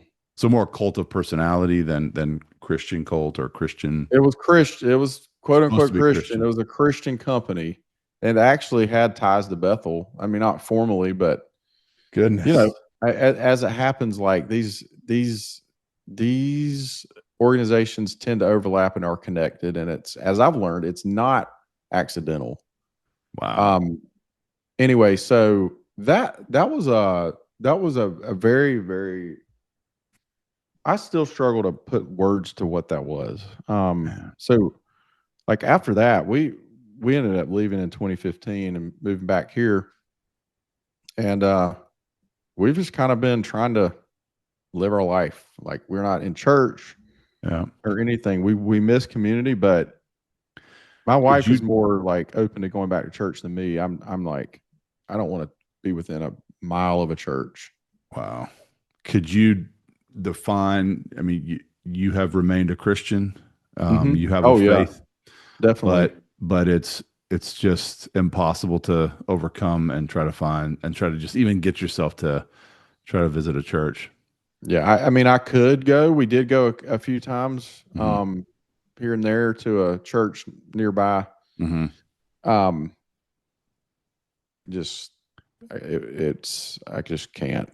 I mean, I don't want to say I can't. I want to be able to. Like, I want to get to the point where I can. But I mean, if you think about it, you were in it for 15 years. You almost have to unravel the thing for that long too, probably. Or? Yeah, I mean, I've unraveled for a long time. Yeah. I've thought long and hard. And I'll be honest with you, the people like yourself and so many other great people that I've been able to connect with on Twitter and different channels and platforms and this, that, and the other, whether it's people who came from it or people like yourself who are working to help people and expose it. That has been, you have no idea, like that has been incredibly healing. Like, and it occurred to me the other day, actually, Richard, I was mowing the grass and I thought, Richard's a great person. Like, and he's trustworthy and, he's a part of the church that you don't want to go to. Like, right. That's a compliment. I'm trying to make the point that I'm learning through interacting with people over the past couple of years through all this scandal stuff that's happened, that like, hey, there are a lot of people who feel exiled, or they weren't a part of it, but they're trying to help and trying to shed light. And I see that as a net positive. Yeah. Well, look, I see the scripture that says, do not neglect the meeting of yourselves together, as some are in the habit of doing. But look, we're two or more gathered. Here we are, thousands of miles away. I'm in Germany. We're, like I said, we're South Carolinians, both of us. Yeah. And, but I just hope and pray that I can be worthy of that high praise from you, man. I really appreciate that. And we'll just keep doing what we're doing to glorify Christ, to hopefully call you, at some point back to a fellowship where you can put your arms around somebody. Yeah. And be blessed by them. It hurts me. It really hurts me to see people like yourself going through what you've gone through. And I just hope and pray that at some point you find a pastor, find a pastor that you can put your arms around and shake his hand every week. And I hope and pray that will be part of your story at some point. Yeah. Thank you. I appreciate that, man. Yeah.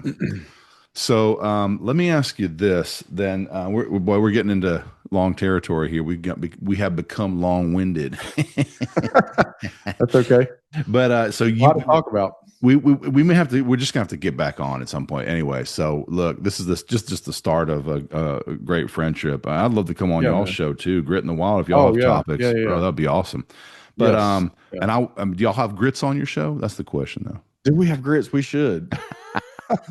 I got to do that. My wife does like grits. She yeah, man. Gotta get some cheese grits, man. Some cheese grits, put some butter in there. Anyway, so you had explained that we wanted to put a pin in that Bamboozled by Bob Jones. Oh yeah. So could you explain to us what it was like? So you sat under him on more than one occasion, it sounds like. Yeah. Yep. And you just said you were just enthralled. Like you described it to me, and I was just like, wow, how did this happen? How do you think you were just so enthralled by the thing? Was it the prophecy? Was it the glow of this thing that wow, this guy really hears from God? Try to describe that if you can, maybe. Oh my gosh, I've got to put more thought into this. This is such a great question, but here's what's coming to mind. I go back to 1999 at that New Year's conference at Morningstar. Yeah. I was 18 years old at the time, and there were thousands. I don't know, a couple thousand people there, or something. I remember where I was in the ballroom. I was on the right hand side towards the back. Okay. Looking up there towards the stage, and it was Bob and Bonnie at the time, up there with Don Potter, Leonard Jones, Rick, Robin McMillan, Steve Thompson, all those guys. Those were the leaders at the time. Yeah. Probably Susie Wills. And they would not bring Bob up all the time, but it was select special circumstances or situations or key moments, right? So it was almost like Bob got brought out for show and tell. Was he like the out of the park hitter? Was he that like cleanup hitter that just smashed it out of the park, or what? Why did they bring him up at special times? Yeah, You imagine? I don't know that I would call it that as much as like for whatever reason, because of some prophetic word or whatever, this is the time for Bob to prophesy, right? Right. And we've set aside this time, and he would always sit in a chair. It was I don't ever remember Bob standing up speaking. It was always he sat down in a chair with Bonnie next to him, his wife. Usually Bonnie was with him. He might have been too up in age, anyways, to stand up for so long. I think Yeah, that's so probably it what was it was. probably that was there, which is that I don't blame him for sitting down. I'm just observing that he usually sat down when he did this. That made him probably a little extra special, anyways, too. Though, actually, yeah, he got Maybe a so. chip. Yeah, Yeah, maybe I so. think- I mean, it was a part of the presentation. Yeah. And and they would he had a microphone, and like y'all have probably heard some of his whatever you want to call it, teachings or prophecies. He just starts talking. Yeah. But I will say, without variance, or every time you have somebody interpreting what he's saying. So and I've noticed Rick's over there interpreting and kind of trying to make. Are they making sense of it? That's what I feel like Mike Bickle's doing on what I'm covering right now. Yeah. He's like inserts, and I'm like, oh, here comes Mike. He's going to make sense of this because I can't understand. I can't understand him, first of all, and I'm a Southerner. Yeah. I can understand, so it's weird. Like he's trying to put it, make sense of it. I don't know. It's weird. I think Mike Bickle set a precedent back then in the 80s to do that, like to interpret for Bob. I don't know if he felt like he needed to do what the exact reason, but yeah, I think probably maybe Mike realized that like if he didn't interpret for people, even for Southerners, like, I mean, I can understand every word out of his mouth. He talks just like my granddad did. Yeah. But the essence of what he's trying to say, and I think that might have been Mike's way of trying to help insert his commentary into the narrative and like sort of morph or mold the whole prophetic history. And I kind of think and maybe Bob even control it, weave it to their purposes and whatnot. Yeah. Mm-hmm. I think, as we look back on the prophetic history and how Mike really, that was an invention of Mike Bickle, the prophetic history. He actually used, and I think in that sense, Bob actually was exploited by Mike Bickle. That's interesting. And by even Rick Joyner down the road. And then even that same kind of framework at Bethel, like when I was at Bethel, they did So it that you way. really think Bob Jones was used to further and I mean, it's hard to you have to go to motive now. Like, did Mike Bickle do that? Did Rick Joyner and Bethel and even them do that to substantiate maybe their own prophetic histories and moves that they are? Look, Bob Jones, the prophet of the NAR, prophesied that Morningstar, this and that, IHOP, this and that, and the white horse, the white horse prophecy. We're gonna, even though that was a false prophecy because Pat Bickle did pass away. He did, they're using these things, or Mike Bickle is actually. Do you think Mike Bickle is actually using these things to substantiate their move as a move? I think yes, but I also think Mike fully believed everything he taught. Like, I think he actually it's one thing to stand up there and you don't believe what you're teaching and you're consciously, and I don't know, was he, to what degree was he consciously crafting this system that had this prophetic history? Like, I don't know, only God knows, but I do know that I don't know. I think he believed everything that he taught and positioned in front of people for many years, and Bob was a fixture of that. And now, when you go to Morningstar, did Rick do the same thing? I don't know that I would go so far to say that about Rick. Okay. I think Rick also believes that Bob was a very prophetic person, and they believe in it deeply, or they deeply believe in it, and they revered him very highly, probably about as high as you can revere somebody on this earth. Wow. Like probably just a hair short of worshiping somebody. You know what I'm saying? Yeah. And so you have to understand, when you're a little peon in a movement, and this guy gets up on stage like this, and he's sitting in his chair ex cathedra, no less. I mean, it's almost chair, that degree, and like whatever comes out of Bob Jones' mouth we are literally taking this as gospel. And it's not that it's not that Rick stood up and said, hey, everything that comes out of Bob's mouth is gospel. It's that it was framed and presented in such a way where the listener knew that that's what, like, they all does believed. that make sense? Like that was, we are believing this. This is the narrative. This is the prophetic narrative. We're putting them up here. We're taking this as gospel truth. Yeah.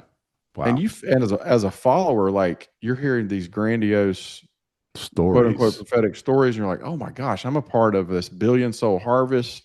I'm a young person. I'm 18 and I'm hearing this stuff, and I'm like, dude, sign me up now. Did you hear the Sands of Time prophecy live? The Sands of Time, where the shoeboxes were full of. I remember something about Sands of Time.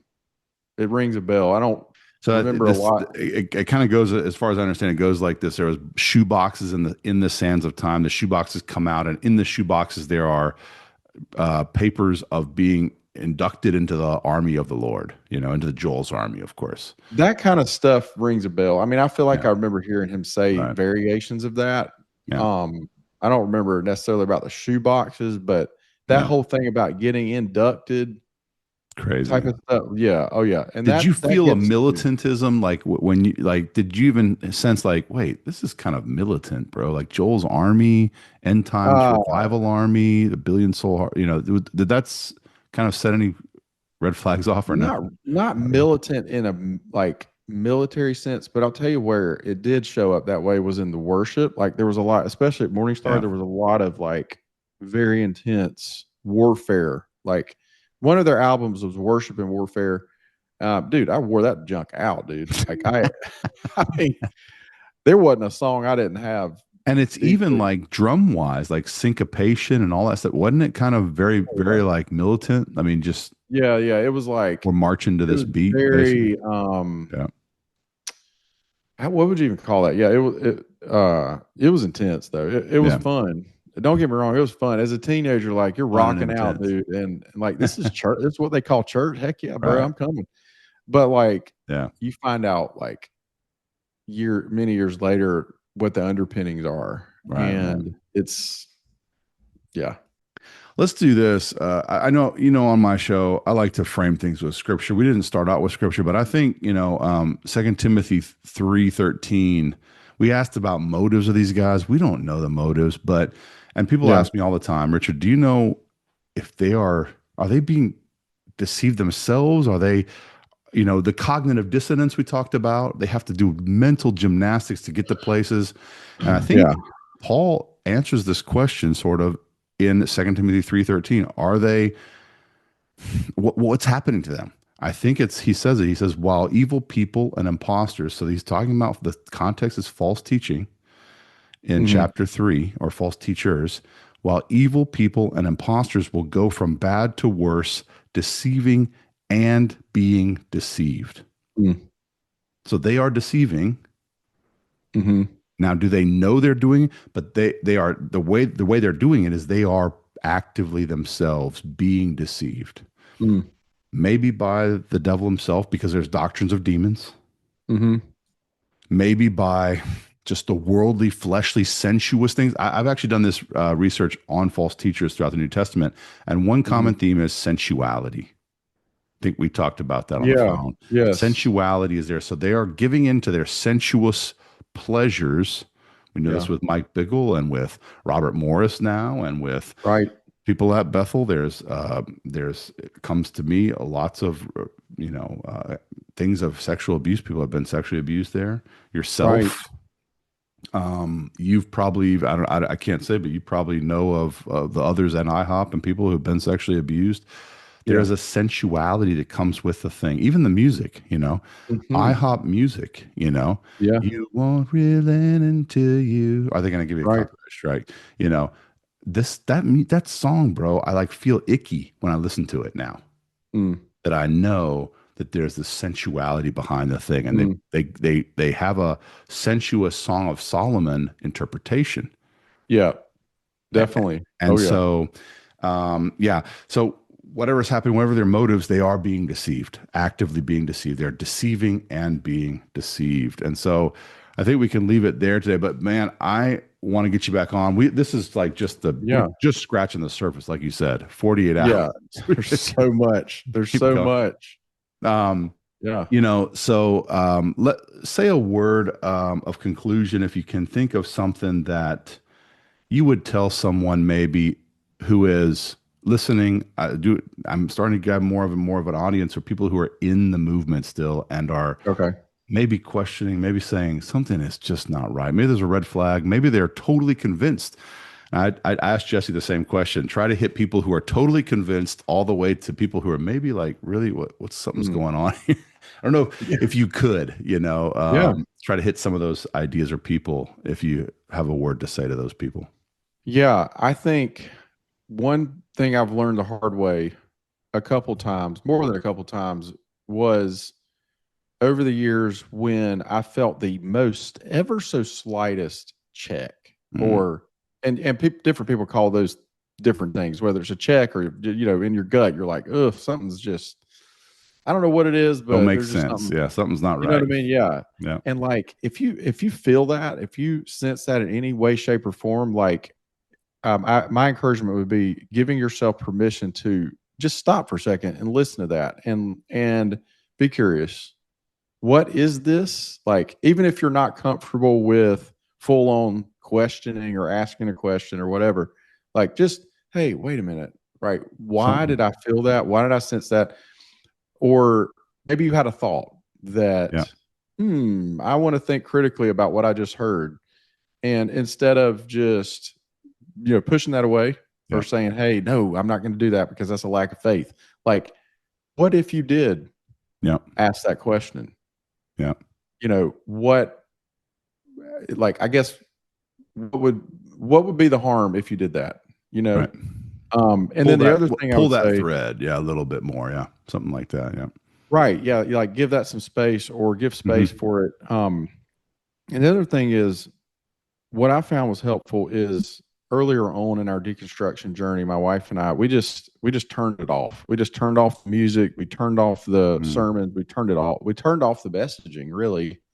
Wow. And that's hard for some people. That might be too big of a step for some to take, but for us, it helped us sort of stop the noise long enough to actually, hey, maybe we can pick up the Bible and read a passage, and let's just see what God has to say in this passage, just whatever passage it is. And so did you pick that once you turn things off? Did you pick that Bible up pretty quickly, or was it a while? I think it depends. It was like in phases. I don't claim to read the Bible a lot even now, but when I do, and especially like in your show when you bring it up, like that's super helpful for me, because it's like, oh yeah, by the way, God actually talks about this as it happens. Like it's actually, it's all there. Yeah. Black and white. But yeah, no, I would just say it kind of came in phases, I think. Yeah. But hopefully that's, helpful. That's super helpful, Adam, man. So guys, we could keep talking. Like I said, we're long lost brothers. It feels like, man. I need to, when I come to South Carolina, I need to swing by and visit, man, for sure. Absolutely. But Adam, appreciate your time, brother. I know you're a busy guy and you work in finance now, so I'll let you at your day. It's early on in the morning for you. Thanks for taking some time, getting up and being with us. Guys, my guest today has been Adam Short. God bless you, Adam, and we'll catch you another time for sure. You're gonna have to come back, man. We're gonna have to absolutely be happy to, Richard. Would love to. Thanks so much for having me. All right, great to see you, man. Thanks so much. God bless you. You too. So that on Jesus has leaned for repose. I will not desert to its foes. That's all the wall hell should endeavor to shake. I'll never, no, never, no. forsake.